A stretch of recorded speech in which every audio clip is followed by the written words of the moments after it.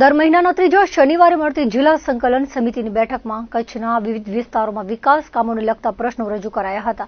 જિલ્લા કલેક્ટર આનંદ પટેલના અધ્યક્ષસ્થાને જિલ્લા સેવા સદનના કોન્ફરન્સ હોલમાં બેઠક યોજાઈ હતી, જેમાં ચૂંટાયેલા જનપ્રતિનિધિઓ દ્વારા વિવિધ પ્રશ્નોની કરાયેલ રજૂઆતના નિકાલ માટે સંબંધિત વિભાગના અધિકારીઓ સાથે ચર્ચા કરી નિકાલ કરાયો હતો.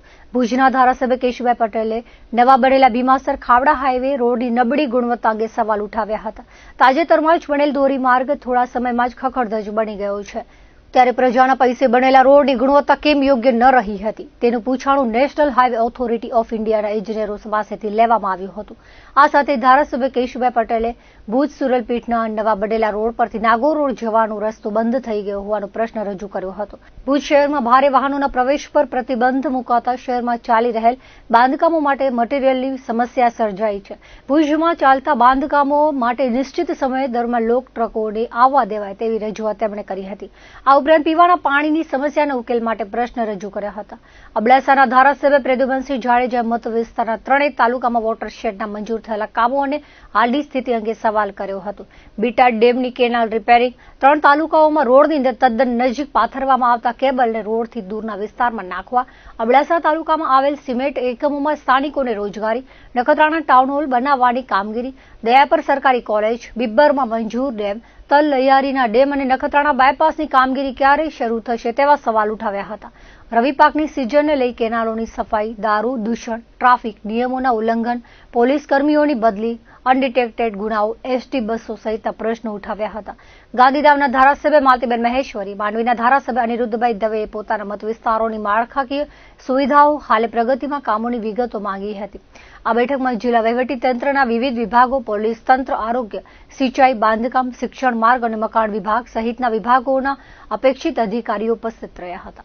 કચ્છ જિલ્લા સંકલન કલેક્ટરની અધ્યક્ષતાને હોય છે, તો એનામાં ખાસ અબડાસા વિસ્તારના પ્રશ્નો કે ખેડૂતોને જે નુકસાન થયું છે એની ગાઈડલાઈન શું છે એના પ્રશ્ન હતા.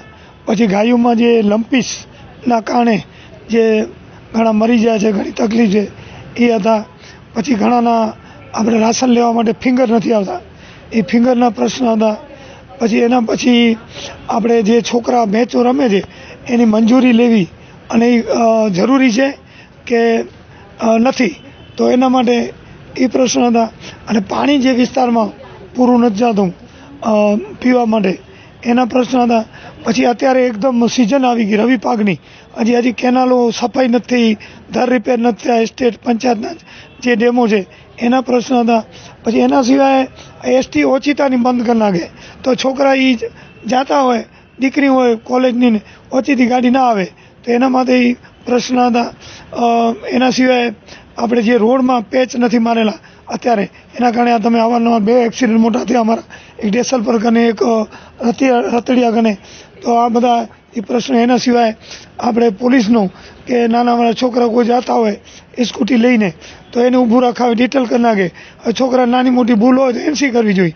અને જે બીજા જે મોટા હોય ખનીજ ચોરી આ તે કરતા હોય એને કંઈ કહેવામાં આવતું નથી. એટલે આ પછી જમીન માપણીના એના પ્રશ્ન છે. એના પછી ખાસ આરોગ્યનું કે અત્યારે જે હડકાએ કૂતરો કોઈને વળગ્યો હોય એના લીધે આપણે ઇન્જેક્શન નથી હોતા નલિયા કે જે જગ્યાએ, તો એના માટે ભુજ આવવું પડે, એટલી વારમાં શું થાય તકલીફ. તો એ બધા પ્રશ્નો, ઘણા બધા પ્રશ્નો આજની સંકલનમાં રજૂઆત કરેલી. આજે ખાસ કરીને પ્રથમ તો નેશનલ હાઈવે જે રીતે ભીમાસરથી ખાવડાનો રોડ નેશનલ હાઈવે 1 વર્ષ બન્યો ત્યારે રોડની ગુણવત્તામાં અનેક જગ્યાએ ખાડા પડ્યા છે. એની મોટા પાયે ચર્ચા કરી.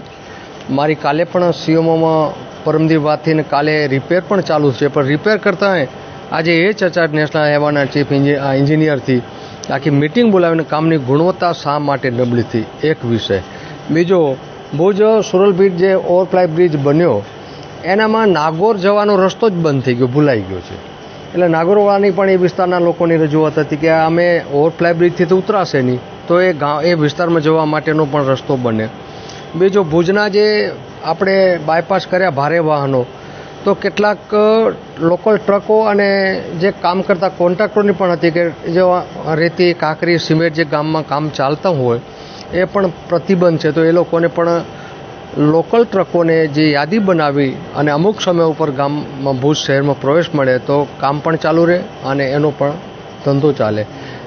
પીવાના પાણીની જે અવારનવાર સમસ્યા રહે છે એના માટે પણ ચર્ચા થઈ અને આવતા શુક્રવારે આની મિટિંગ રાખવાનું નક્કી કર્યું.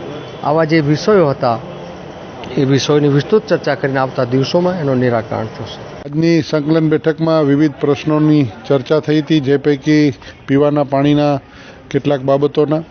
ત્યારબાદ હવે રવિ પાક શિયાળુ સિઝન આવી રહી છે ત્યારે ખેડૂતોના કેનાલો સાફ થઈ જાય તાત્કાલિક અને એ કેનાલો સાફ થાય અને ખેડૂતો રવિ પાક લઈ શકે એના માટે પણ ઇરિગેશન વિભાગને સૂચના આપવામાં આવી છે. ઉપરાંત જે રસ્તાઓના કામ ચાલી રહ્યા છે એમાં નેશનલ હાઈવેને ખાસ કરીને જ્યાં ખાડાઓ પડેલા છે તે નેશનલ હાઈવેના કામોના સંદર્ભમાં પણ કલેક્ટરશ્રીની અધ્યક્ષતામાં જે બેઠક મળેલી એમાં નેશનલ વિભાગને પણ સૂચના આપવામાં આવી છે. આવા વિવિધ પ્રશ્નો, ત્યારબાદ આયોજનના સંદર્ભના કેટલાક પ્રશ્નો હતા, કેટલાક અન્ન વિભાગના પ્રશ્નો હતા. આ તમામ પ્રશ્નો બાબતે ચર્ચા કરવામાં આવી છે. વરસાદની અંદર નુકસાન થયેલા ખેડૂતોને પણ પૂરતું વળતર મળે, જ્યાં નુકસાન હોય ત્યાં 33% કે જે કાયદાકીય નિયમ છે એ નિયમ અનુસાર જે પ્રકારે વરસાદની સ્થિતિ અને 33%ની સ્થિતિ એ પ્રકારેની મળે એ પ્રકારે પણ ચર્ચાઓ કરવામાં આવેલી છે.